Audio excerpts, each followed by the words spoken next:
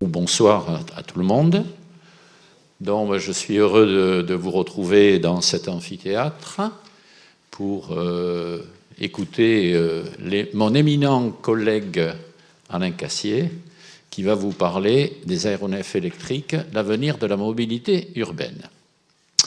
Alors auparavant, je vais donc vous rappeler que cette conférence est organisée conjointement par l'Académie de l'air et de l'espace, la mairie de Toulouse et la bibliothèque de Toulouse. Je vais également vous prier de mettre sur silencieux vos téléphones mobiles pour éviter des interférences.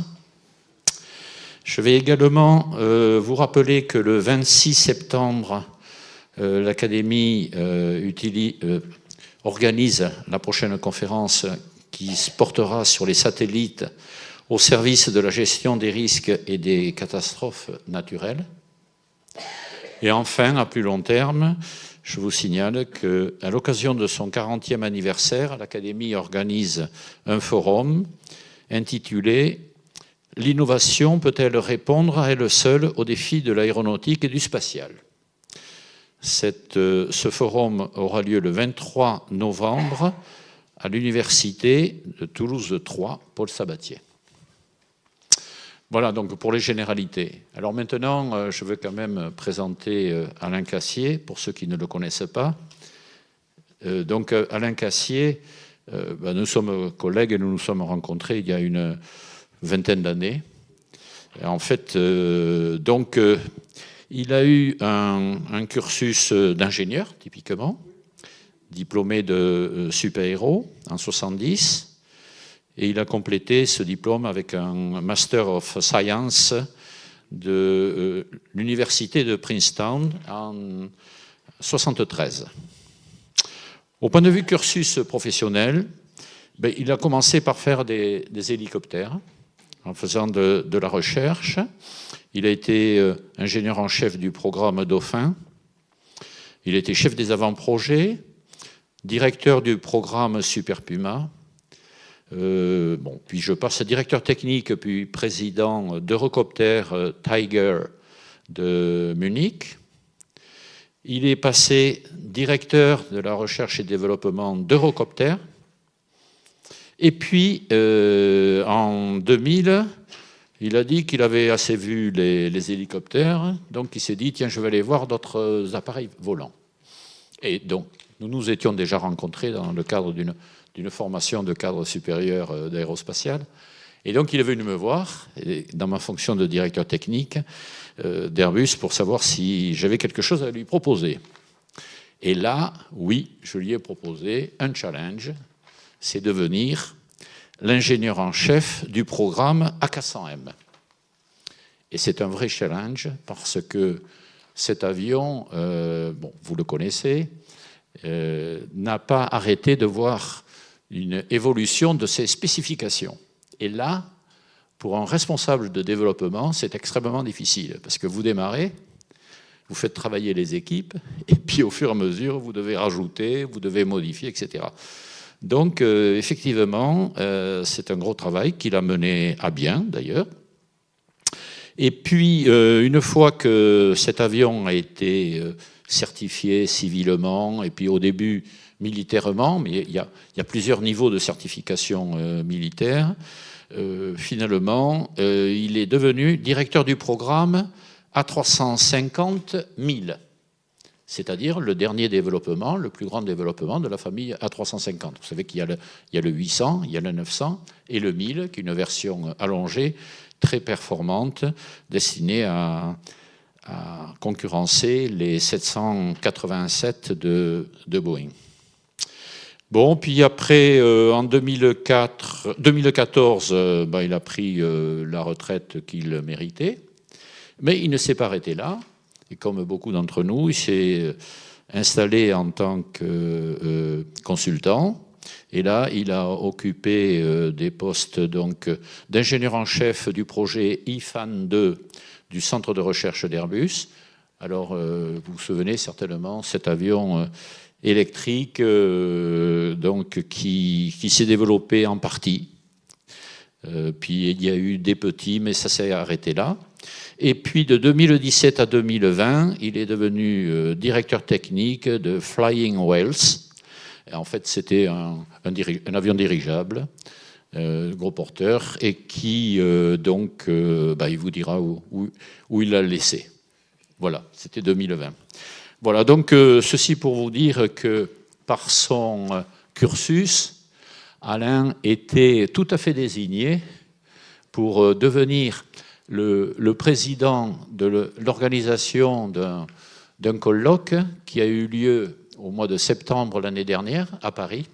D'ailleurs, on était en liaison avec l'ENAC également sur ce thème-là, les aéronefs électriques, puisque on avait entendu parler donc d'un foisonnement de propositions de ces appareils, et nous voulions, sur le plan académique, mettre notre nez dedans pour connaître les limitations, les conditions de succès de ces appareils, parce qu'il y a quand même un certain nombre d'écueils pour que le marché prenne. Alain est devenu, depuis le 1er janvier, le président de la commission aéronautique de l'Académie, auquel il m'a succédé. Voilà. Maintenant, je vous laisse la parole à Alain. Merci beaucoup. Alors, pour clore le sujet du dirigeable, le projet existe toujours, mais c'est un autre directeur technique qui s'en occupe. Bon, moi, j'ai quitté, non pas parce que le projet ne m'intéressait pas, mais parce que j'habite à Aix-en-Provence et le lieu du travail, c'était Suresnes. Et donc, j'étais obligé toutes les semaines d'aller à Suresnes. Et bon, au bout d'un certain temps, ça devient quand même assez pénible, en particulier à cause de la circulation. Et justement, on va parler d'un des moyens, peut-être, d'éviter les pièges de cette circulation. La conférence que je vais vous présenter est tirée en grande partie d'un travail qui a été conduit au sein de l'Académie de l'air et de l'espace et qui a donné lieu à l'édition d'un dossier et qui a été complété, comme l'a dit Alain Garcia, par un colloque qui s'est tenu à Toulouse et Paris à l'automne dernier. Alors ce sujet des petits aéronefs électriques est encore tout à fait d'actualité. Et je sais, si vous suivez l'actualité du Salon du Bourget, vous savez peut-être qu'il y a 8 projets qui sont présentés. Alors il n'y en a qu'un seul qui vole, mais les autres sont bien actifs. Et vous êtes certainement au courant que le constructeur automobile Stellantis supporte un de ces projets, qui est le projet de Joby, le S4 de Joby, un constructeur... d'Archer, l'avion Midnight, excusez-moi de ce lapsus. Et le projet S4, c'est le projet de Archer, et lui, il est soutenu... Non, je me mélange les pinceaux. Le projet S4 de Joby, lui, il est soutenu par Toyota.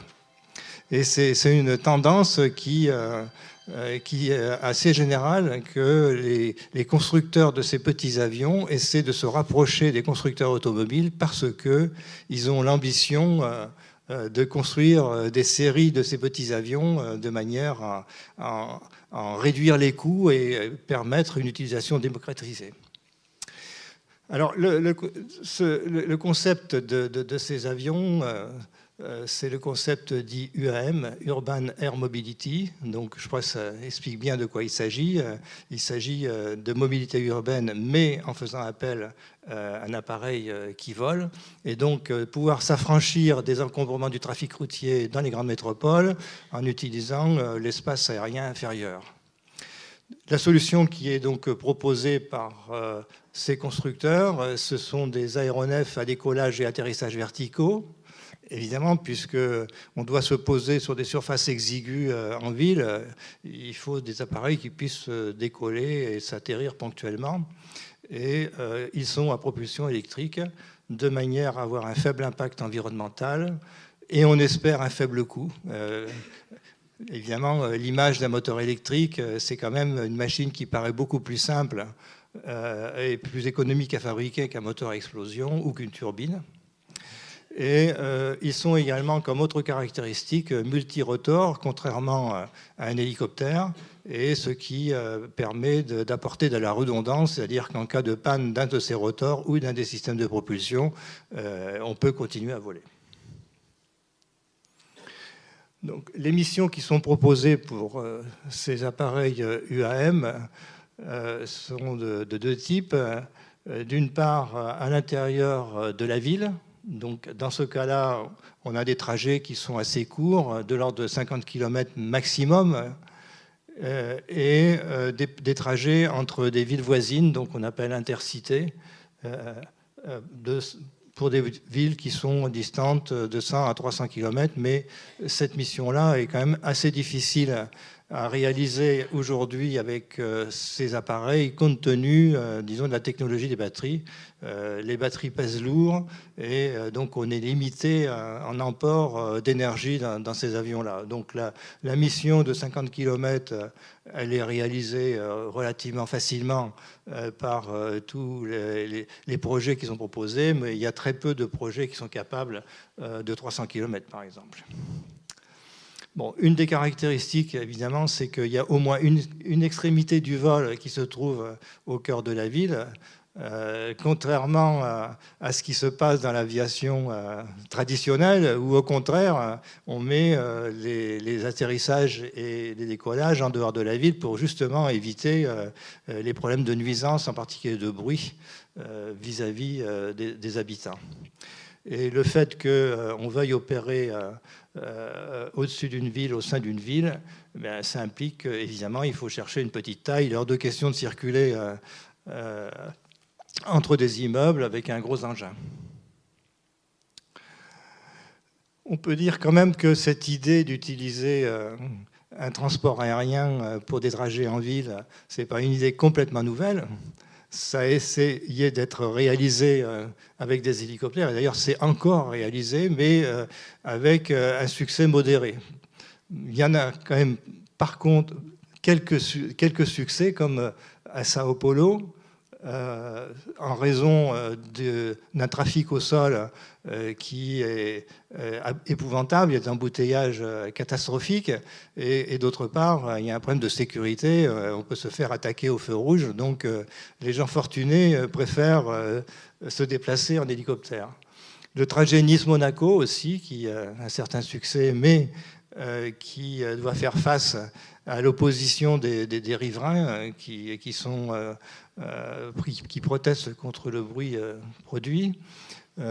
Entre Vancouver et l'île de Victoria, il y a aussi un service d'hélicoptère qui est assez efficace. Et puis, entre New York et l'aéroport de LaGuardia. Donc, ce sont en gros les 4 utilisations de transport de type UAM qui existent dans le monde et qui ont l'air d'avoir, disons, une viabilité économique.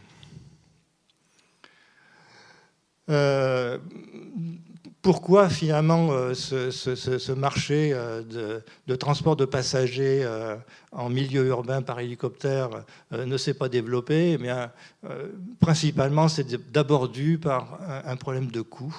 L'hélicoptère est une machine complexe, elle demande beaucoup de puissance pour se déplacer, et donc ça pèse terriblement sur le coût. Les nuisances, en particulier les nuisances sonores, ça fait beaucoup de bruit. Donc, à chaque fois qu'on veut installer une plateforme, un héliport, il y a des levées de boucliers et c'est très difficile. D'ailleurs, à Paris, il n'y a qu'un seul héliport, c'est celui d'Issy-les-Moulineaux, et il est menacé régulièrement de devoir déménager plus loin.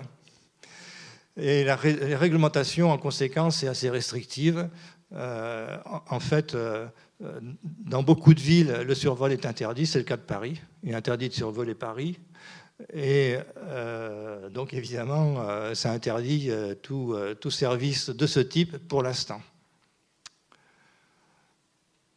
Exemple de cheminement hélicoptère pendant le Salon du Bourget. Donc, vous avez Paris Intramuros ici et le Bourget ici. Eh bien, vous n'avez le droit que de vous déplacer dans les cheminements que j'ai indiqués ici. Voilà. Donc, vous voyez, ici, en fait, ça suit le périphérique.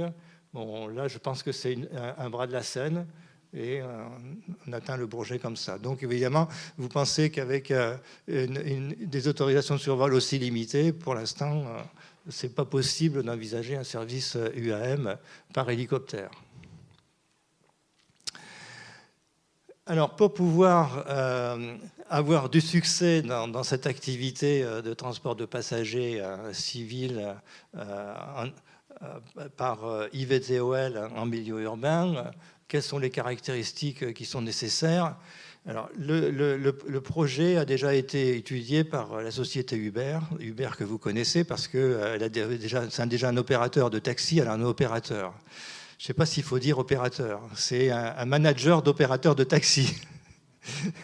Et donc bon, ils étaient bien au courant des problèmes d'embouteillage par des taxis terrestres, et ils avaient dans l'idée que finalement, utiliser des hélicoptères, c'était une bonne idée, et que ça pouvait être efficace, et à condition d'avoir des rythmes de vol soutenus, peut-être qu'on pouvait avoir une économie qui tienne la route. Donc, ils ont fait une étude et ils ont émis des spécifications pour un type d'appareil pour ces opérations-là. Alors, entre-temps, il faut dire qu'ils ont arrêté de s'occuper de ce créneau-là et qu'ils ont revendu la société qui faisait ce type d'études à la société Joby, dont je vous ai parlé tout à l'heure, et qui est justement une des sociétés californiennes, dans ce cas-là, qui est le plus en avance dans le développement d'un appareil IVTOL.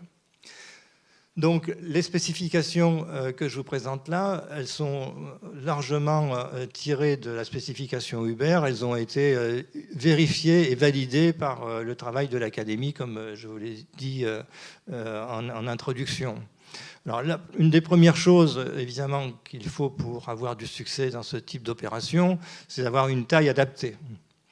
Donc ça veut dire quoi? Ça veut dire 13,7 m de diamètre, en fait c'est 45 pieds traduit en mètres, et une faible masse. Et j'ai mis 3175 kg. Alors pourquoi une faible masse? Bien, parce que pour pouvoir voler, il faut créer un souffle, c'est lui qui sustente la machine. Si la machine est trop lourde, vous allez avoir un courant d'air terrible, et c'est pas bon pour les gens qui seront au voisinage des opérations de décollage et d'atterrissage de ce type d'engin. Bon.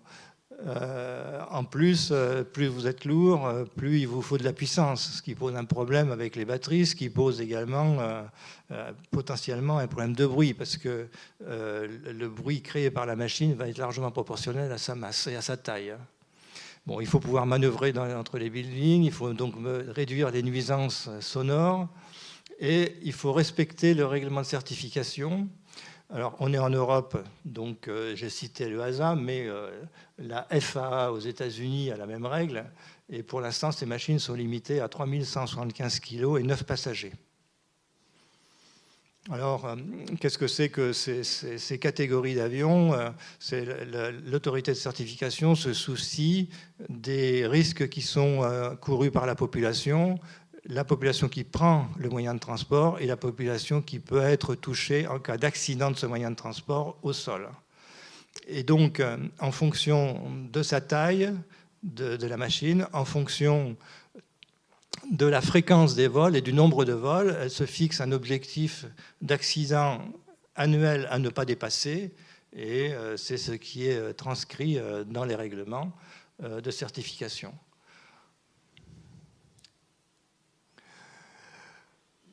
Je continue avec les caractéristiques qui sont demandées. Bon, on va demander d'emporter au moins 4 passagers avec les bagages.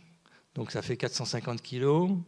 On va demander d'avoir des étapes qui sont cohérentes avec la taille des villes qu'on veut servir, c'est-à-dire 4 fois 40 km avec une recharge partielle. Donc la recharge partielle, c'est comme sur les voitures.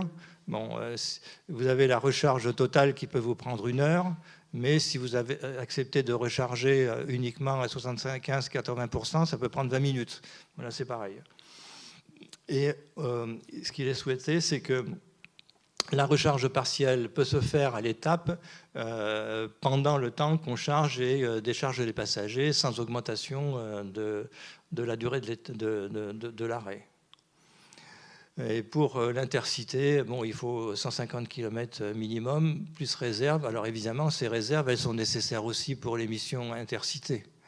Elles sont là pour couvrir les aléas opérationnels, comme par exemple, vous avez du vent de face, comme par exemple, vous voulez vous poser sur une plateforme, mais elle n'est pas disponible pour une raison X ou Y, et il faut vous dérouter. C'est à ça que servent ces réserves. Et une vitesse de croisière, bon, pour les missions intracitées, ce n'est pas très important parce que les distances sont faibles. Par contre, pour des missions intercitées, il faut quand même une vitesse significative et 180 km/h, ça paraît un minimum pour être compétitif. Je continue donc pour un point très important, c'est le bruit. Vous avez vu que le bruit de l'hélicoptère, c'est une des raisons, pas la seule, mais une raison importante du manque de succès de ces missions de transport de passagers en milieu urbain. Et donc l'objectif, c'est qu'en fait, ces machines aient un bruit très faible qui permettent de se fondre dans le bruit ambiant des villes. Et le niveau qui donc, correspond à ce seuil, c'est 65 dBA. Et dans le futur, probablement qu'il faut descendre à 55 dB parce que c'est une tendance dans toutes les villes d'essayer de réduire le bruit pour la santé des habitants. Alors, ce n'est pas facile à atteindre. Et pour vous fixer les ordres de grandeur, là, je vous ai mis les statistiques des bruits d'hélicoptères civils. C'est des bruits d'hélicoptères civils en survol, c'est-à-dire que vous êtes au sol et il y a un hélicoptère qui vous passe au-dessus. Alors je crois que la hauteur de survol, c'est 100 pieds, c'est ça 150 mètres. Oui. Et c'est une caractéristique qui est demandée, qui est mesurée et demandée par la certification civile. Donc c'est pour ça qu'on a ces valeurs-là.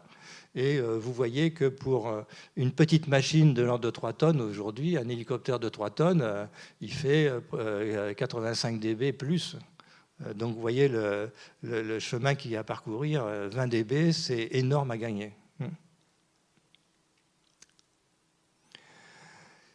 L'automatisation du vol. Alors effectivement, on n'a pas parlé de cet aspect-là jusqu'à présent, mais il est très important, surtout compte tenu de son impact économique. Bon, vous avez vu que le transport de passagers en mission urbaine n'a pas trop pris parce que le service est très cher. Le coût du pilote, évidemment, c'est un point important parce que dans une machine où il y a 4 passagers, le pilote, eh bien, c'est un quart de la charge marchande, quoi. Donc, ça a un poids très important dans l'économie du service. Et les promoteurs de ce concept UAM avaient dans l'idée que ces machines devaient être entièrement automatisées. On n'en est encore pas tout à fait là. Bon, vous avez vu qu'il y en a d'autres qui ont eu la même idée pour les voitures et que ça peine à se mettre en place parce qu'il y a un problème de fiabilité et de certificabilité du système. Tous ces systèmes sont basés sur l'intelligence artificielle et sa capacité à reconnaître et catégoriser les obstacles. Et aujourd'hui, eh on n'a pas la fiabilité qui permet de le faire et de respecter les critères de certification correspondants. Donc, à court terme, ce n'est pas envisageable. Peut-être que dans le futur, ça le deviendra. Et donc, il faut accepter la pénalité du pilote, pénalité qui va jouer aussi au niveau du recrutement de ces pilotes, parce que le concept UAM, c'est énormément de ces avions qui volent sur les villes, donc ça veut dire énormément de pilotes. Déjà aujourd'hui, sans ce service, il y a une pénurie de pilotes. Évidemment, vous comprenez que la situation est très critique. Donc, une possibilité en attendant cette automatisation dans le futur, c'est automatiser les fonctions de pilotage.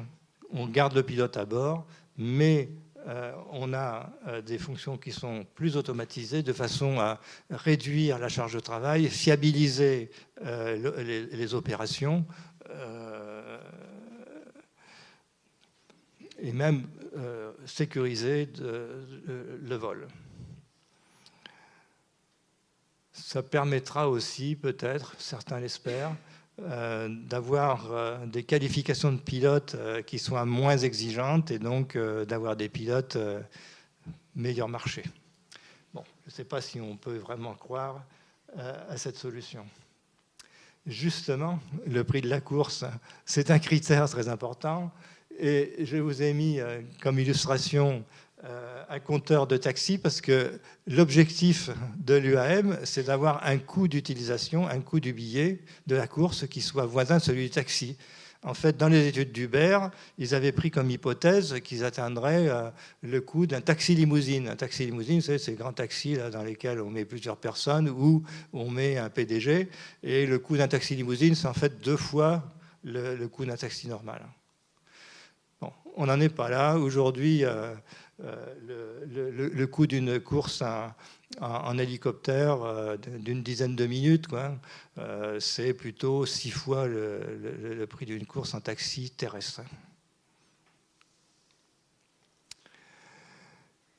Les certifications et règlements opérationnels qu'il va falloir respecter. Donc, ces règlements sont là pour assurer la sécurité du service, sécurité qui est absolument indispensable.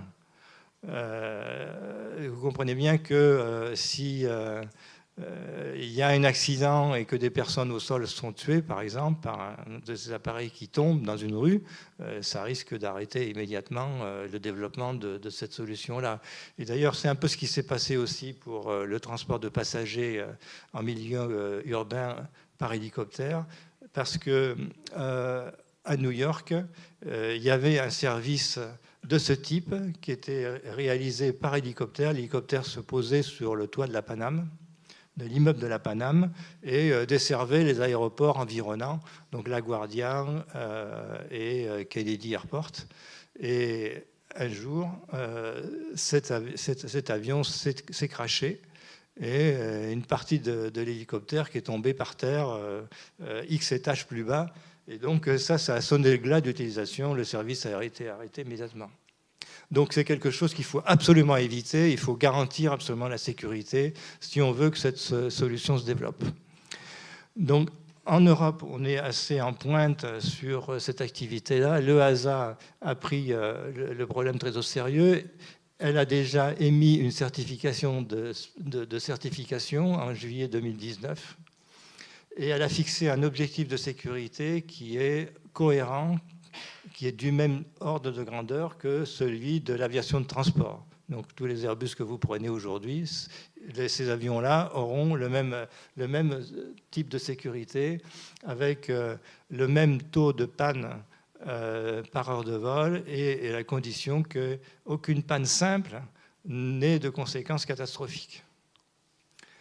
Donc voilà pour le HASA, qui a également un projet de règlement opérationnel en consultation. Donc ce règlement opérationnel, c'est celui qui fixe les règles d'emploi. Le règlement de certification des avions, il fixe les règles les spécifications que doivent tenir les avions eux-mêmes pour assurer la sécurité. Et ils sont complétés par des règlements opérationnels qui disent comment ils doivent être opérés pour que la sécurité soit respectée. Et également des projets de spécification pour les vertiports qui doivent aussi répondre à des caractéristiques pour que les appareils puissent être opérés en toute sécurité. Par exemple, il ne faut pas qu'il y ait d'obstacles inacceptables à proximité, il faut qu'il y ait une aérologie, c'est-à-dire des vents et des turbulences qui soient acceptables et pas dangereux pour les avions. La FAA a suivi sa propre voie dans ce domaine. Elle a choisi d'émettre une spécification qui est dérivée de celle de l'aviation générale, alors que le HASA a dérivé la sienne de la spécification de certification des hélicoptères. Donc il y a déjà une première différence là. Et en plus, le degré de sécurité qui est demandé par le HASA est d'un niveau supérieur à celui de la FAA. Donc ça va causer un problème parce que pour des constructeurs qui vont avoir l'ambition d'avoir un marché mondial, il va falloir qu'ils se payent une double certification, ce qui n'est pas évident. L'ACA suit l'approche de l'EASA et la CAC qui est l'autorité de certification chinoise, parce que les Chinois sont assez actifs dans ce domaine-là, dans le domaine des IVTOL. Ils ont une approche spécifique, mais on n'a pas beaucoup de détails sur ce sujet-là. Et comme on voit qu'ils ont déjà autorisé des exploitations expérimentales, bon, on subodore qu'ils sont peut-être moins demandants du point de vue de la sécurité, mais c'est juste une hypothèse. Dernier point, la disponibilité opérationnelle. Bon, il est clair que ce service doit être disponible quand on veut l'utiliser. Donc, ça veut dire qu'il faut que l'appareil soit fiable, bien évidemment, mais il faut également qu'il se recharge rapidement, parce que si on prend des passagers et qu'on ne peut pas décoller dans les 10 minutes parce qu'il faut recharger les batteries, bon, ça tue l'intérêt de cette solution par rapport au taxi terrestre, bien évidemment. Surtout pour les vols qui sont prévus entre cités, il faut avoir des capacités en vol conditions météo défavorables qui soient acceptables. Bon, c'est-à-dire en mauvaise visibilité, en conditions givrantes ou orage. Bon, ce sont des solutions qui existent sur l'aviation de transport et sur les hélicoptères, mais qui nécessitent des systèmes additionnels, donc ça veut dire de la masse et des coûts en plus. Donc c'est soluble, mais au prix de dépenses supplémentaires. Bon, là, on a beaucoup parlé de l'avion lui-même, hein, évidemment, parce que c'est surtout ce qu'on voit aujourd'hui, et c'est un élément indispensable. S'il n'y a pas l'avion, il n'y a pas le service. Mais en fait, cet avion, il est intégré dans un système de transport. Et si le reste du système n'existe pas, eh bien, le service ne marchera pas. Donc, qu'est-ce qu'il faut ? Il faut des vertiports et des cheminements pour aller d'un vertiport à un autre. Okay. Et je vous ai expliqué que dans certaines villes comme Paris, ben, il n'y a pas de vertiport et il n'y a pas de cheminement autorisé, donc tout ça est à mettre en place. Okay. Il faut assurer l'intermodalité entre ce moyen de transport et les autres moyens de transport, parce que si vous avez un trajet à faire, il est très improbable que vous n'ayez à utiliser qu'un hélicoptère, qu'un IVTOL, parce que il faudra que vous vous rendiez à l'hélistation ou au vertiport, au moins à un ou l'autre des extrémités de votre parcours. Donc il faut que ce soit facile de passer d'un mode de transport à l'autre. Vous utilisez, je ne sais pas moi, par un taxi terrestre ou un métro ou un bus. Donc ça devra être assuré. Et le dernier point, c'est qu'il faudra gérer l'espace aérien au-dessus des villes et tous ces appareils qui voleront. On parle de milliers d'avions qui voleront simultanément et qui auront aussi à s'accommoder des drones, parce que les drones de transport de fret ont aussi cette ambition de pouvoir fonctionner dans les villes, de pouvoir livrer des colis à la porte des gens et de façon automatique en plus. Donc il va falloir trouver, c'est pas pour l'instant, ce service évidemment n'existe pas dans les villes comme Paris, ça c'est sûr, mais c'est quelque chose qui est proposé et donc in fine, il faudra assurer la séparation de ces trafics et éviter les collisions. Donc, ces éléments-là sont indispensables au développement d'un système de transport UAM tel qu'il est proposé. Bon, bien évidemment, s'il s'agit de faire voler 2 ou 3 IVTOL pour aller d'un point A ou un point B dans une ville, on n'a pas besoin de tout ça. Mais si c'est vraiment un vrai système comme un réseau de métro, ben, il faut tout ça. Un point très important, c'est de faire en sorte que le service soit accepté par le public. Vous avez compris que le service par hélicoptère taxi n'est pas très bien vu par l'ensemble de la population, qui a l'impression qu'elle doit supporter les nuisances pour que d'autres personnes plus favorisées puissent utiliser le service. Donc là, il faut absolument éviter cet écueil-là. Bon, ça veut dire évidemment que le service doit être accessible, en particulier au niveau de son coût, et qu'il doit avoir une nuisance acceptable. Le HASA a fait un sondage il y a déjà quelques années, peut-être plus de 5 ans, auprès des citoyens européens pour savoir quelle vision ils avaient de ce service UAM. Et finalement, le résultat était assez positif, puisque 83% des citoyens ont une vision positive de ce service. Et 50% sont prêts à l'utiliser. Mais, il y a quand même un mais, il y a des inquiétudes concernant donc, les points dont on a déjà parlé, le bruit, les nuisances et la sécurité et la sûreté. Alors, c'est vrai qu'on a parlé de sécurité des vols, c'est-à-dire les accidents qui peuvent survenir, mais il y a également le problème de la sûreté, c'est-à-dire pour éviter que ces appareils-là n'aient pas un usage détourné par des terroristes ou des personnes mal intentionnées. Donc, surtout s'il est automatisé, il faut faire attention que les services en question d'automatiser soient inviolables.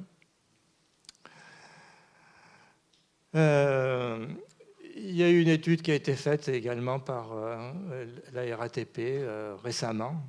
Et cette étude a montré que, de façon non surprenante, l'accueil réservé au service dépend énormément du prix qui sera proposé. En fait, pratiquement, il faudrait proposer un prix de type taxi pour que ça marche, quoi. Là, on peut se poser la question, pourquoi d'un seul coup on a tous ces projets d'IVTOL qui sont lancés. Il paraît qu'il y en a 700 de par le monde, mais pas compté personnellement, mais bon, il n'y a pratiquement pas une semaine sans que dans la presse spécialisée, on ait des annonces concernant cette utilisation UAM. Bien, le premier point, c'est qu'on a maintenant des batteries qui sont plus performantes et qui sont suffisamment légères, bien que restant assez lourdes, évidemment, pour rendre l'utilisation possible. L'utilisation sur IVTOL. Donc, fut un temps, c'était complètement impensable. Maintenant, on commence donc à pouvoir faire voler un avion électrique, un IVTOL électrique, avec des batteries. Par ailleurs, les progrès de l'électronique embarquée rendent aussi le pilotage de systèmes de propulsion possible. Bon, vous avez vu que ces avions ont beaucoup de rotors. Parfois, ça peut aller jusqu'à 16. Bon, il est clair qu'un pilote ne va pas piloter manuellement 16 rotors. Donc, il faut des systèmes électroniques qui le fassent à sa place. Et lui, il envoie des ordres, je voudrais à droite, à gauche, monter, descendre, et le système actionne les rotors en conséquence. Et donc, ça demande des systèmes électroniques très fiabilisés, du genre commande de vol électrique, comme on a sur un A320 par exemple, ou un A350. Et ces systèmes étaient jusqu'à présent très chers. Il y a une démocratisation qui s'opère, et donc ça permet maintenant d'avoir des solutions qui soient acceptables pour des petites machines, du point de vue du coût. Et évidemment, il y a cet espoir que la propulsion électrique permette d'éviter les défauts de l'hélicoptère taxi, en particulier la pollution sonore et le coût. Alors, quel type de solutions techniques sont proposées? Alors, il y a déjà une première partition qui se fait. avec voilure et sans voilure. Donc, sans voilure, ça veut dire qu'il n'y a pas d'aile, et avec voilure, ça veut dire qu'il y a une aile. Ou deux même, pour que ça tire. Donc, les configurations sans voilure, ils n'ont que des rotors, et ces rotors peuvent être carénés, comme cette version d'un IVTOL développé par Airbus, et qui aujourd'hui a été abandonné. C'était une première version expérimentale, ou des rotors libres, comme cette solution. Ça, c'est un IVTOL Yang chinois. Alors, l'intérêt des hélices carénées, c'est qu'elles ont un rendement, une efficacité supérieure aux hélices libres en vol stationnaire. Et elles ont l'intérêt également de faire moins de bruit, puisque vous avez le carénage autour des rotors qui permet d'arrêter la diffusion du bruit. Bon, l'inconvénient, c'est que quand on part en translation, ces carénages sont volumineux et ils s'opposent au déplacement de l'avion. C'est ce qu'on appelle la traînée aérodynamique. Et donc, ça demande beaucoup plus de puissance en croisière et ces avions sont moins performants en croisière. Les configurations avec voilure. Donc, vous avez deux exemples ici, parce qu'ils peuvent exister avec des rotors de sustentation fixe. Donc ici, par exemple, vous avez ces 4 rotors qui servent à la sustentation. Et dans ce cas-là, quand on part en translation, eh bien, il faut une hélice qui est ici pour propulser l'avion vers l'avant.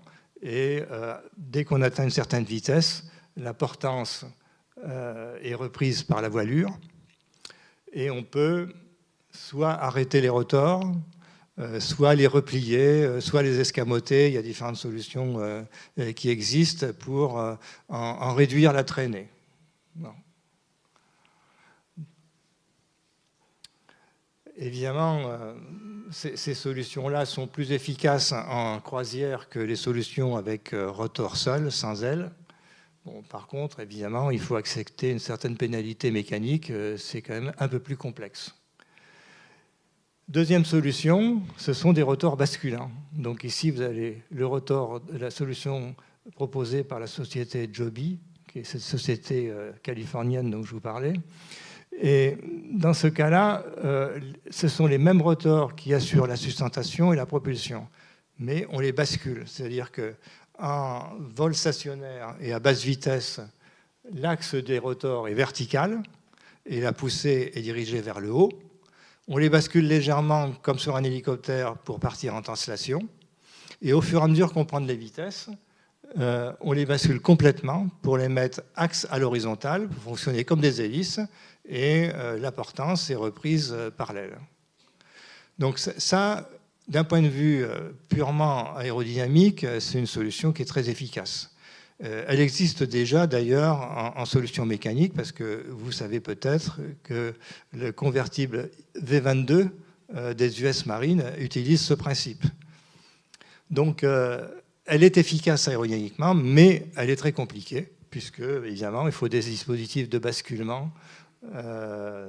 Et il s'agit d'assurer leur fiabilité, parce que s'ils se bloquent ou ils se mettent à se déplacer intempestivement, évidemment la sécurité est mise en jeu.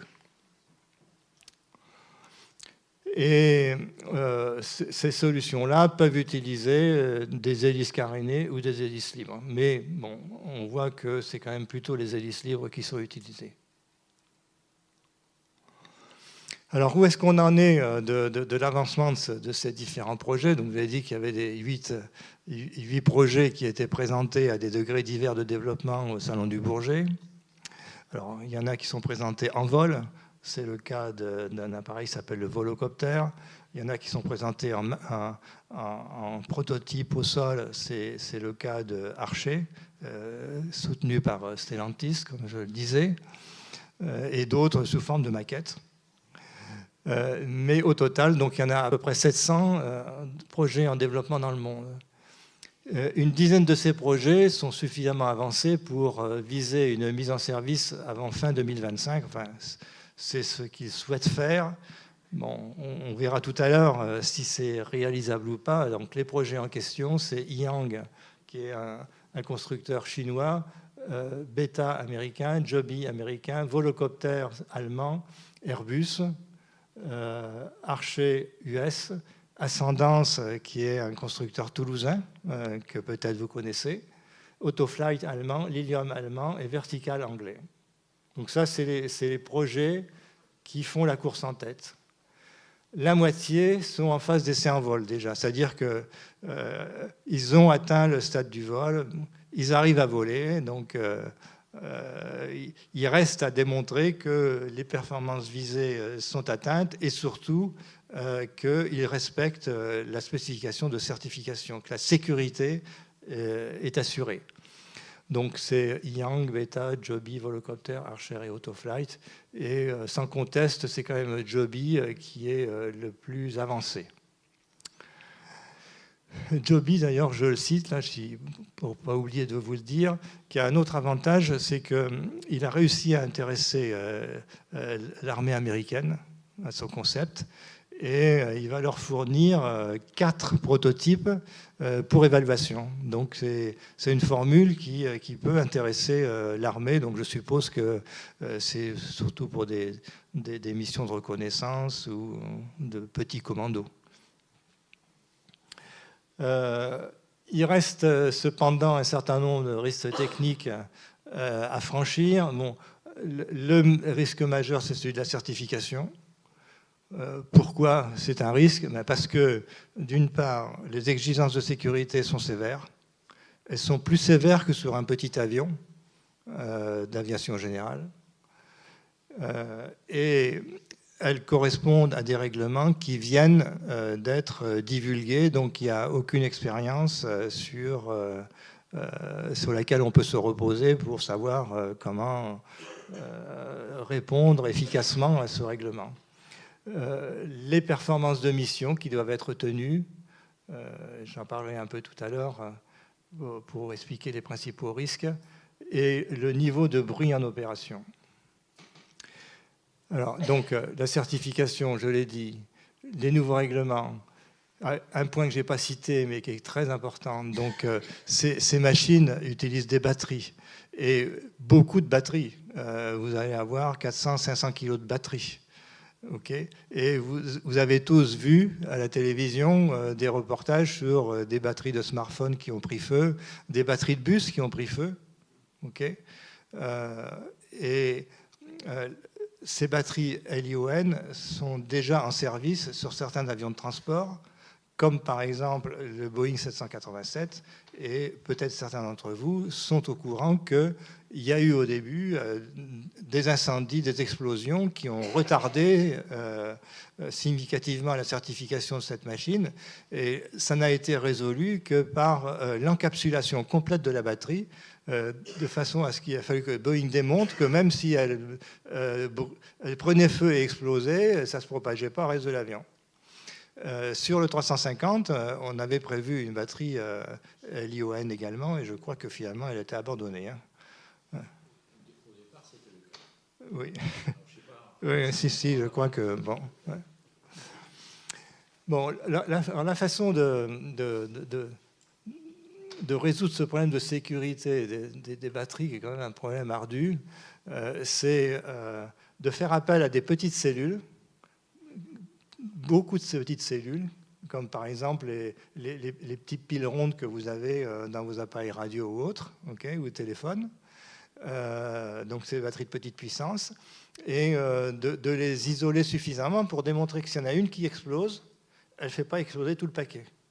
Et en plus de ça, on met un système qui s'appelle Battery Management System, qui est un système électronique qui vérifie la charge et l'état de ces batteries intermédiaires, de façon à détecter toute surchauffe, parce que c'est le problème numéro 1. L'électrolyte de ces batteries est inflammable. C'est lui qui cause le problème. Donc il faut absolument éviter l'emballement thermique. Et par conséquent, cette surveillance permet de détecter l'emballement thermique, et dès que c'est le cas, on isole la cellule correspondante. Bon, je vous décris la solution maintenant, et c'est sûr qu'il faut démontrer à l'EASA que c'est parfaitement safe, parfaitement sécurisé. Bon, et en plus de ça, la plupart de ces sociétés sont des start-up. Elles ont zéro expérience aéronautique en tant que société. Alors c'est clair qu'elles ont recruté, c'est toutes les sociétés aéronautiques de la Terre, en particulier aux États-Unis, ils ont recruté chez Boeing et autres constructeurs. Mais en tant que société, elles n'ont pas d'expérience de certification. Les performances de mission. Alors, il y a toujours un risque sur avion concernant les performances de mission. Et ce risque vient d'une part de l'aérodynamique de l'avion, bien sûr, mais beaucoup du risque sur la masse. C'est assez difficile de maîtriser la masse d'un avion. Et dans le cas de ces petites machines, c'est plus critique que sur un avion classique parce que on n'a pas de marge. On est limité par la masse maxi de certification. Alors j'ai mis 3150, mais en fait c'est 3175 kg. Donc là, vous ne pouvez pas aller plus haut. C'est interdit par le règlement. Okay. Donc en général, si vous voulez, si vous avez un dépassement de masse à vide de l'avion, pour le compenser, on augmente la masse totale. Bon, évidemment, ça demande de renforcer par-ci par-là, mais en général, ça résout le problème. Ici, vous avez une possibilité limitée de faire ça. Ça, c'est clair. Et d'autre part, il y a une distance franchissable très faible. Bon, vous avez une centaine de kilomètres. Donc, si votre masse à vide augmente et que vous ne voulez pas diminuer le nombre de passagers, une seule possibilité, c'est de réduire la masse de batterie. Donc, de réduire la distance franchissable. Et comme elle est faible, c'est critique. Le niveau de bruit en opération, alors c'est un point d'interrogation parce qu'on n'a pas vraiment de mesures dans des conditions réalistes. Il y a des mesures qui ont été faites sur l'appareil Joby californien dont je vous ai parlé tout à l'heure, avec des mesures en survol et comparaison avec des hélicoptères et des avions, des petits avions de tourisme de même catégorie, et qui ont montré un niveau de bruit au sol en survol significativement inférieur. Mais les conditions d'utilisation en ville, c'est pas ça.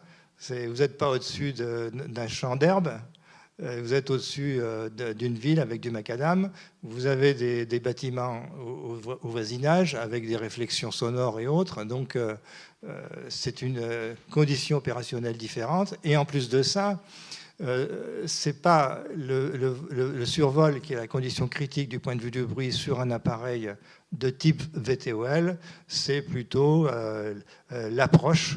Pourquoi l'approche? Parce qu'en approche, on est en descente et les rotors ont tendance à fonctionner dans leur propre sillage, ce qui cause des interactions tourbillonnaires et le flap-flap caractéristique des hélicoptères. Donc, pour l'instant, si vous voulez, on ne sait pas dire si ça va être bon ou pas. Il y a des indices favorables, hein, puisque, je vous l'ai dit, des mesures ont été faites en survol, elles sont plutôt bonnes. Okay.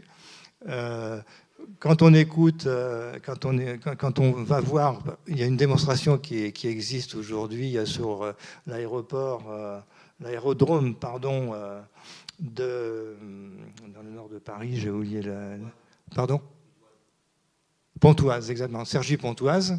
C'est justement le volocoptère qui vole sur cet aérodrome. Et c'est clair qu'on a l'impression d'une machine silencieuse. Bon. Mais donc, ces premières mesures favorables nécessitent d'être confirmées et de vérifier qu'en conditions urbaines visées, le niveau de bruit est atteint.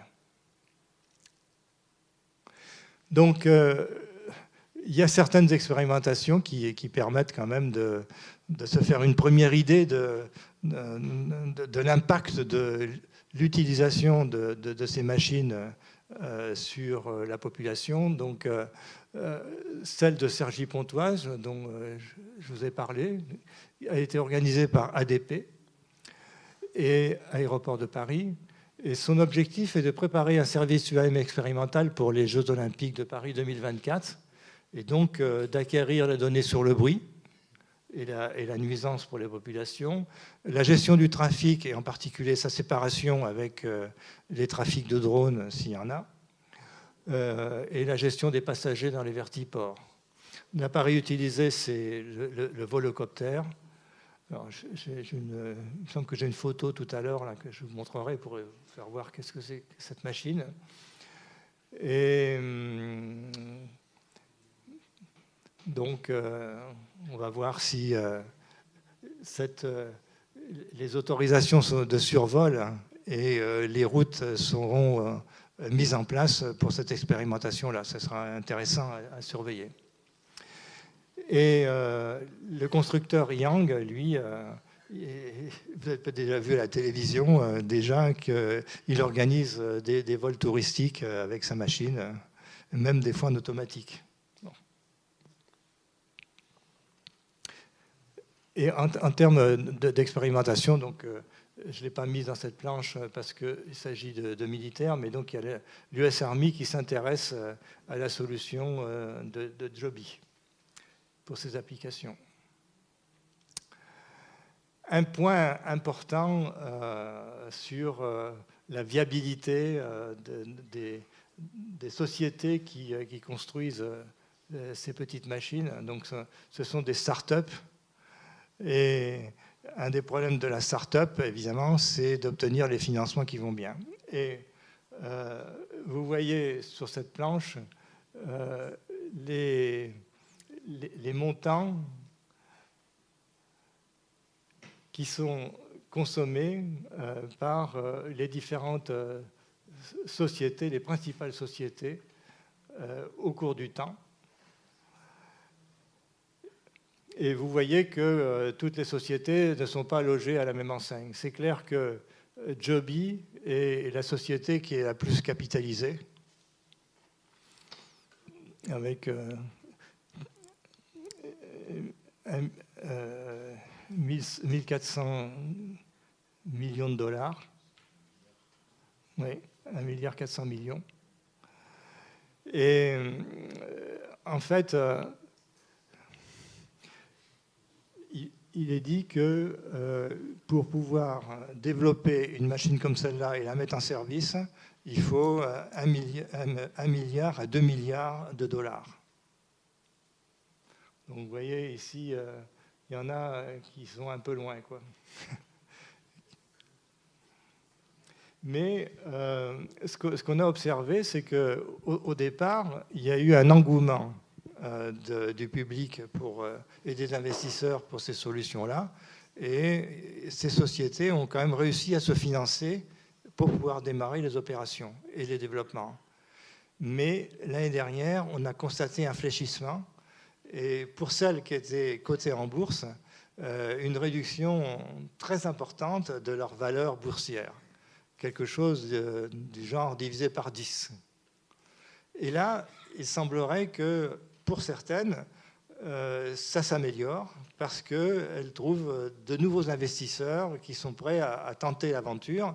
Donc, dans le cas de Joby, c'est Toyota qui est derrière. Il est aussi soutenu par des sociétés d'investissement importantes irlandaises.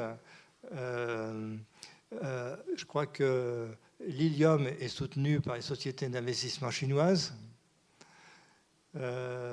Archer est soutenu par Stellantis. Bon. Donc, il y en a quand même certaines qui ont une chance de tirer leur épingle du jeu. Mais c'est clair que ça demande au total beaucoup d'argent et il n'est pas du tout sûr que toutes ces sociétés-là arrivent à certifier et mettre leur projet en opération. Bon, pour que cette solution soit un succès, il faut assurer le succès évidemment du déploiement initial.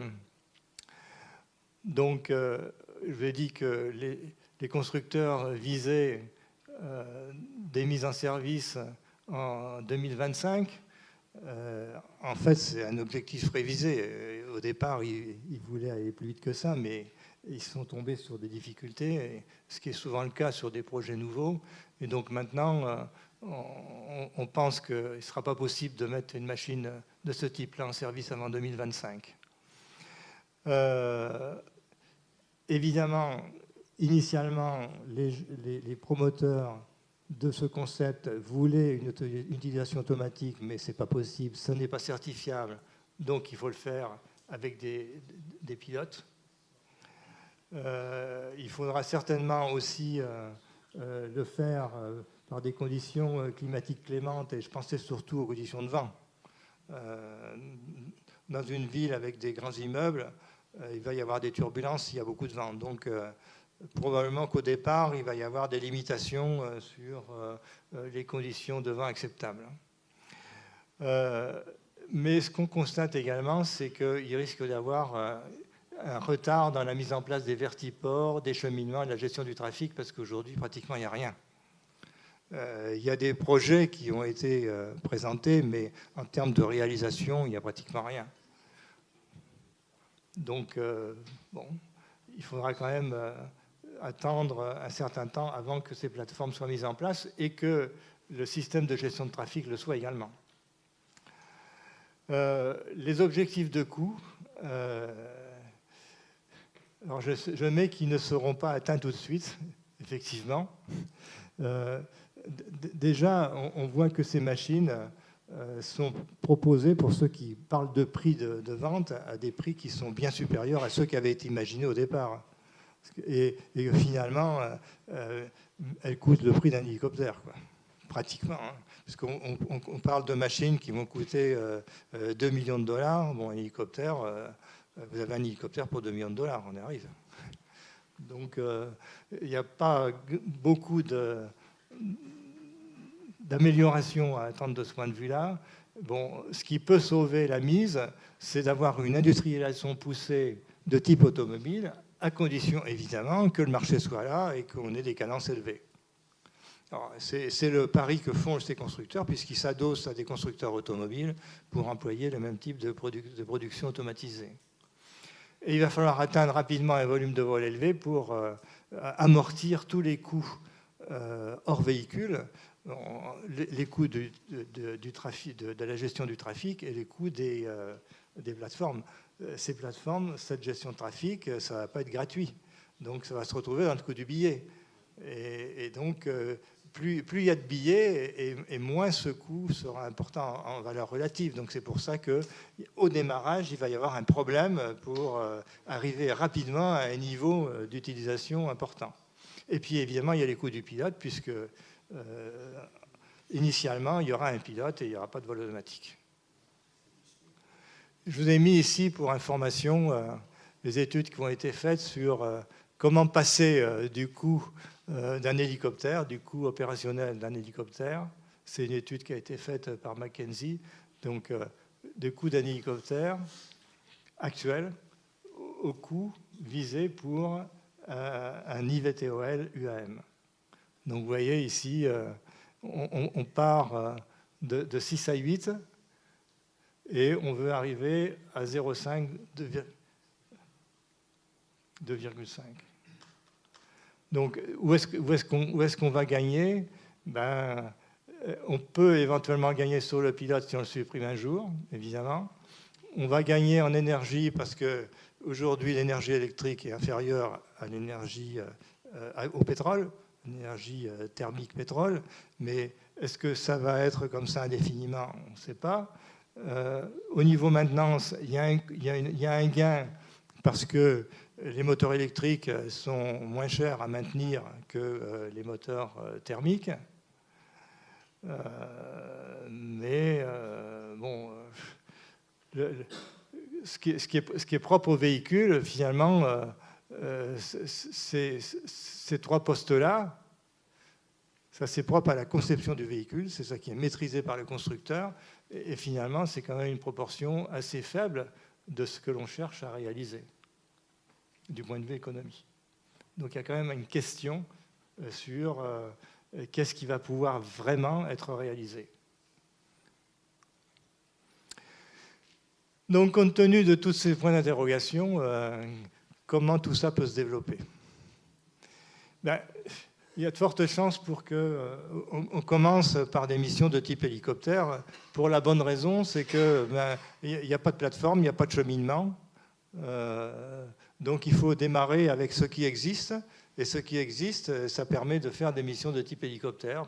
Et donc ça va être des missions de police, de surveillance, de transport de colis urgents. L'air taxi, oui, mais de l'air taxi pour, disons, personnes aisées, pas pour le commun des mortels. Bon. EMS, donc Emergency Medical Service, donc les ambulances. Mais avec des limitations de charge transportée, puisqu'on a quand même affaire à des petits appareils. Accès aux régions sans infrastructure, là on peut quand même aussi avoir un petit marché. Ceci donc en utilisant les héliports existants et les cheminements existants. L'ATM, il faudra l'air traffic management, il va falloir se contenter de l'air traffic actuel, management actuel, avec un contrôleur aérien et la liaison par radio, et les règles de navigation du vol à vue. Ce développement de l'application taxi aérien peut intervenir dans un deuxième temps si les conditions de déploiement dont j'ai parlé tout à l'heure sont remplies, c'est-à-dire qu'on arrive malgré tout à baisser les coûts, on arrive à développer les vertiports et les cheminements, et que les promesses concernant la réduction de bruit par rapport à l'hélicoptère sont tenues. Voilà. Et je vous ai mis comme dernière planche des images des principaux projets. Alors, ça, c'est le projet Ascendance qui est développé dans la région toulousaine. Ça, c'est le projet Yang. Le projet Volocoptère, le voilà. En fait, c'est comme un hélicoptère, sauf que le rotor a été remplacé par une multitude de petits rotors qui sont montés sur un berceau.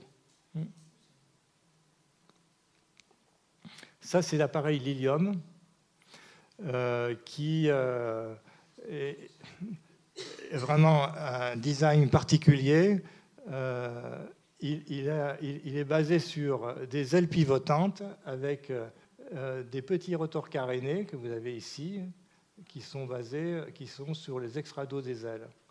Donc, en vol stationnaire, les ailes sont pivotées verticalement. Ce sont les petits rotors qui... non, c'est les volets qui sont pivotés. Et il y a des volets à l'intérieur des hélices carénées et qui défléchissent l'air vers le bas. Et c'est ça qui assure la sustentation. Et au fur et à mesure qu'on prend de la vitesse de croisière, eh bien, on pivote les volets en position horizontale.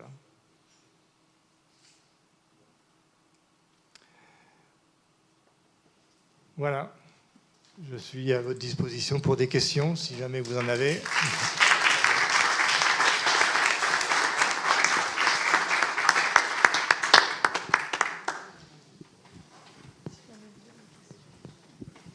Oui. Les avantages du moteur électrique sur le moteur thermique sont bien connus. Tout le problème est dans l'énergie qu'on peut stocker par kilogramme de batterie. Oui. Alors, si je ne dis pas de bêtises, dans un kilogramme de batterie classique de voiture au plomb, on emmagasine 35 fois moins d'énergie que dans un kilogramme de kérosène. C'est à peu près ça, l'ordre de grandeur. Il paraît qu'avec lithium-ion, on descend à 20-25. C'est un progrès. Oui, c'est ça. Alors, qu'est-ce que vous pensez de l'avenir? Est-ce qu'on arrive à une asymptote et on va pas, c'est impossible pour des raisons physiques d'améliorer la quantité d'énergie par kilo, ou bien a-t-on l'espoir d'aller beaucoup plus loin, d'améliorer? Je veux traduire ces chiffres-là en watts par kilo, parce que je suis plus familier avec cette présentation-là, mais vous avez tout à fait raison, vos chiffres sont corrects. Donc, les batteries lithium-ion d'aujourd'hui pour l'aviation on est à 220 Wh par kilo, 250 Wh par kilo au mieux. Mais ça, c'est la cellule isolée. Il faut mettre ça dans un conteneur pour assurer la sécurité, comme vous l'avez dit, qui est en plus ventilé parce que ça chauffe. Donc, en fait, ça augmente la masse de 40%, quoi, 30 à 40%. Alors, quand on regarde les projets de batteries qui sont en cours, il y a des projets pour aller jusqu'à 400 Wh par kilo. Des projets. Mais au-delà, moi, je sais pas, André, toi qui es un peu plus...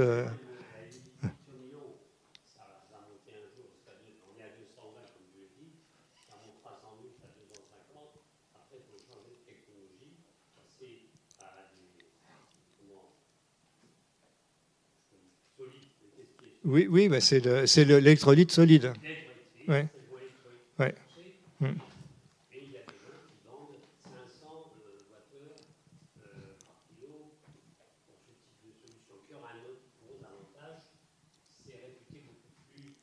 Ben, ça ne prend pas feu.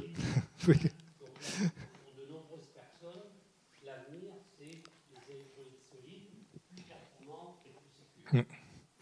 Mais bon, c'est vrai tout ça, mais donc on gagne un facteur 2 quoi, sur la masse de la batterie. Bon, c'est encore pas le Pérou. Hein. Par rapport au pétrole, bon, on va passer d'un facteur 20 à un facteur 10.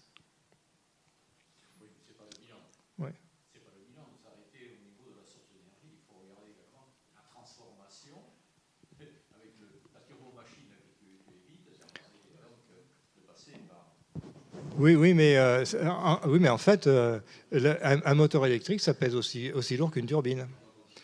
Ah si. Si. Ben, tu prends un Ariel, un Ariel, ça fait 500 kW et 100 kg. L'Ariel qui est monté sur les hélicoptères Airbus. Et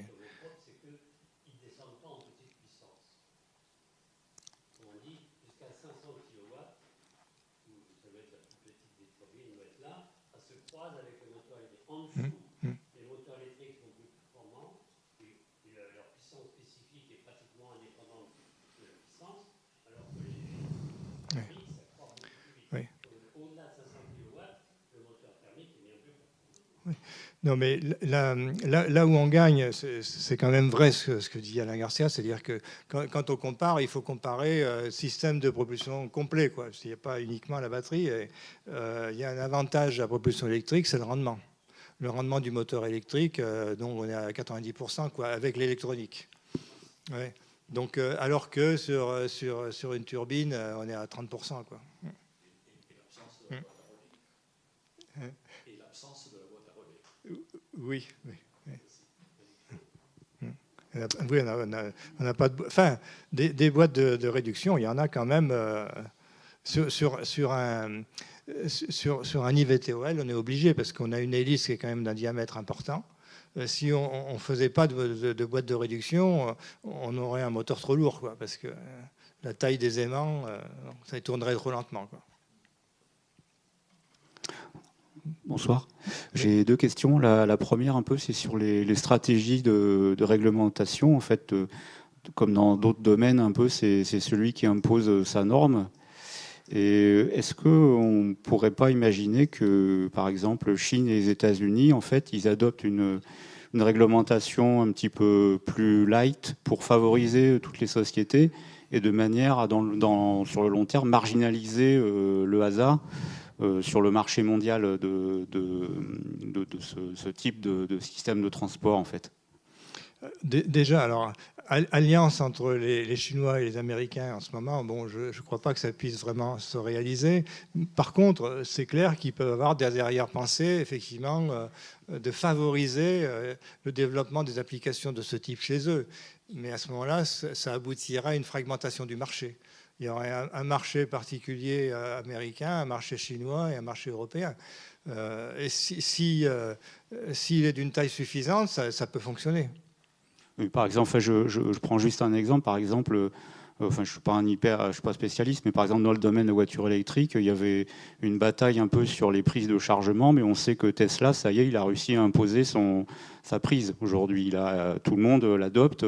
Il a réussi à imposer la politique du fait accompli, et son standard, visiblement, a l'air de plus en plus adopté. Donc ça, c'est une stratégie que pourrait adopter aussi l'administration américaine avec toutes les sociétés qui travaillent sous sa coupe, quoi. Enfin, je ne sais pas, qu'est-ce que vous en pensez? Ben, disons que ce qu'on constate en aéronautique, c'est que chacun dicte sa loi dans son secteur, quoi. Aujourd'hui, un Américain, s'il veut opérer son avion en Europe, bon, il faut qu'il respecte le règlement européen, il n'a pas le choix.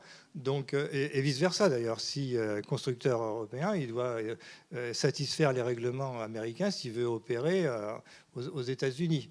Donc, si vous voulez, je ne pense pas que ça conduise à une situation du type Tesla, mais par contre, ça peut conduire à une fragmentation du marché. Il peut y avoir, in fine, si les règlements sont trop différents, et qu'on n'arrive pas à satisfaire toutes les exigences en même temps, de façon économique, il peut y avoir des appareils qui sont destinés à un marché bien particulier.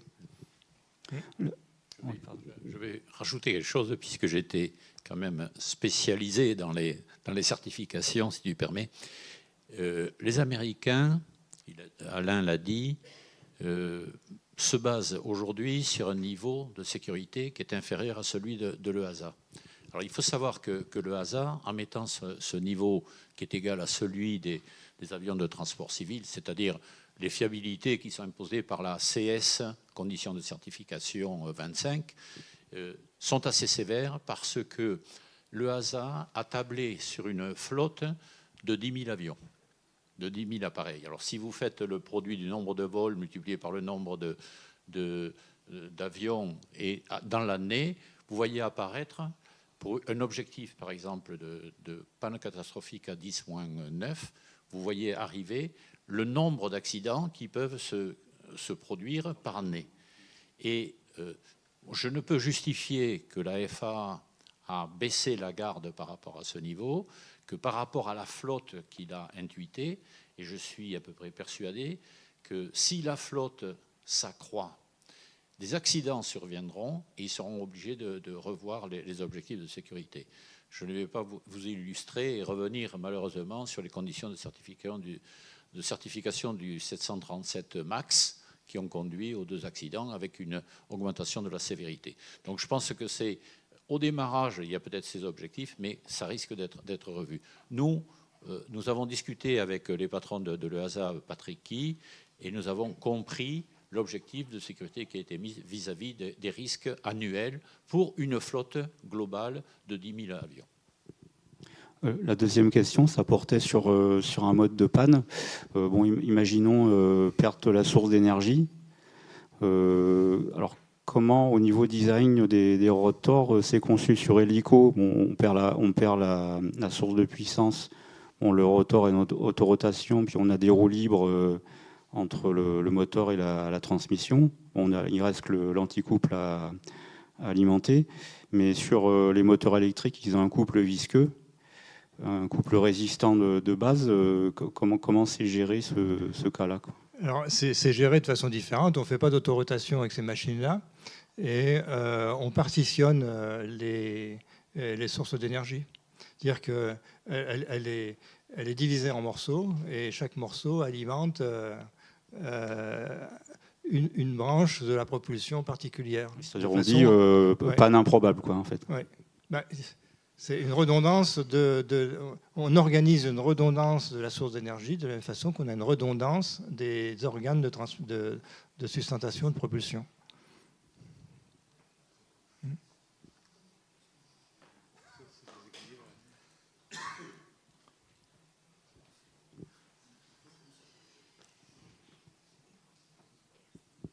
Bonjour.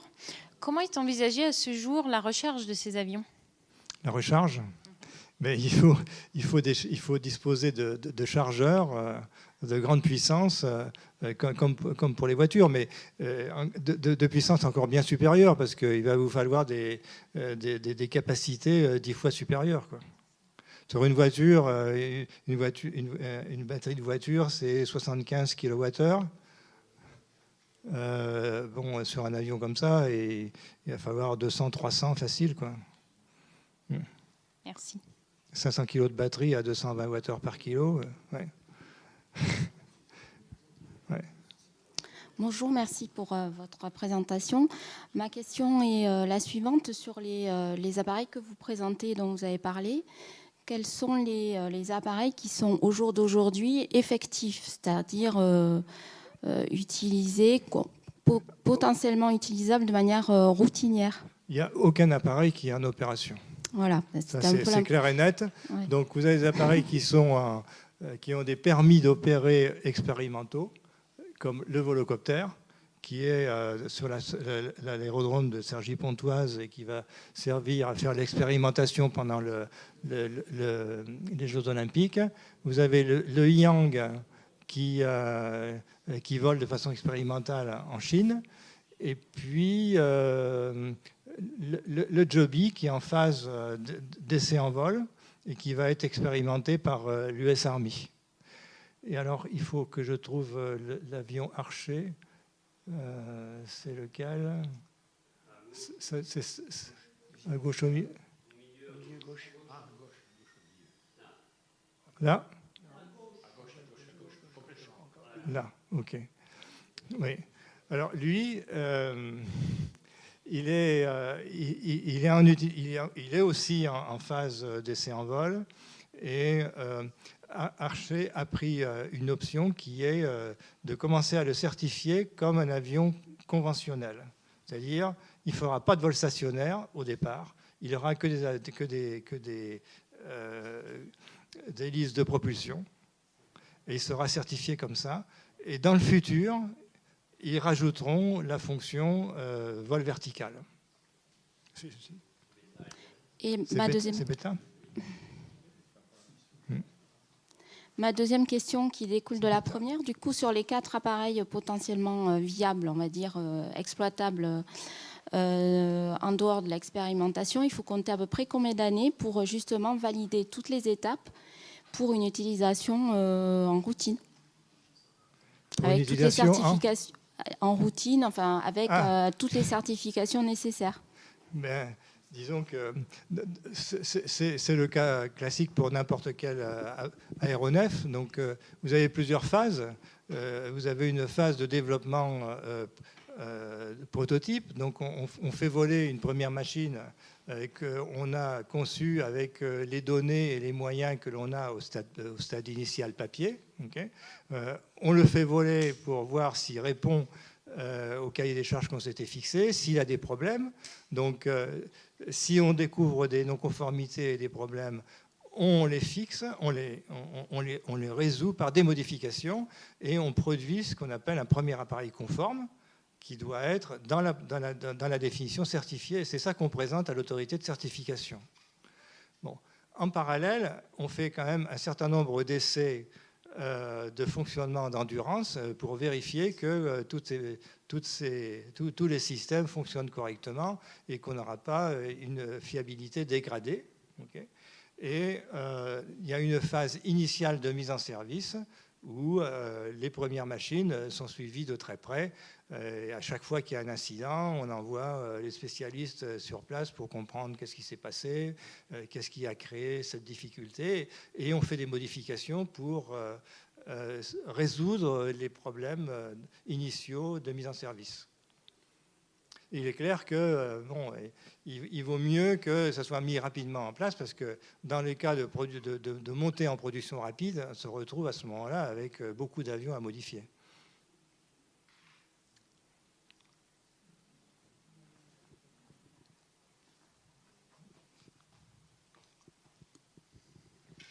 Bonsoir. Comme vous l'avez fait justement remarquer, ça ressemble quand même beaucoup à des hélicoptères. Que font les sociétés actuelles d'hélicoptères? Elles regardent le train ou les hélicoptères passer. Enfin, quelle est leur position? Eh bien, l'affaire a démarré par des start-up. En fait, c'est des gens qui ont ont exploité l'idée du drone et les ont transformés en petits avions, des drones avec des passagers, quoi. Et c'était une affaire de start-up. Et je pense que les constructeurs hélicoptères, ils ont commencé par regarder ça de haut. Mais comme ils ont vu que ça se développait, eh ben, ils ont pris le train en marche et tous, ils ont un projet. Bon, Airbus, il en a un. Alors, il y en avait un que je vous ai montré tout à l'heure, qui a été maintenant évolué vers une nouvelle définition. Il n'est pas sur cette planche, malheureusement. Voilà. Okay. Et Bell Hélicoptère a aussi son projet, Sikorsky également. Donc, ils ont tous des projets, mais ils se mettent un peu en retrait. Ils attendent de voir que les autres ouvrent la voie et payent les pots cassés, peut-être, et que, disons que la réalité de ce marché soit démontrée avant de s'exposer complètement. Parce que vous avez vu qu'il y a des espoirs, mais il y a des risques, quoi. Donc, je pense que les constructeurs hélicoptères, ils sont à l'affût. Ils se sont mis en position de pouvoir réagir au cas où ça démarre, mais ils sont un peu en arrière.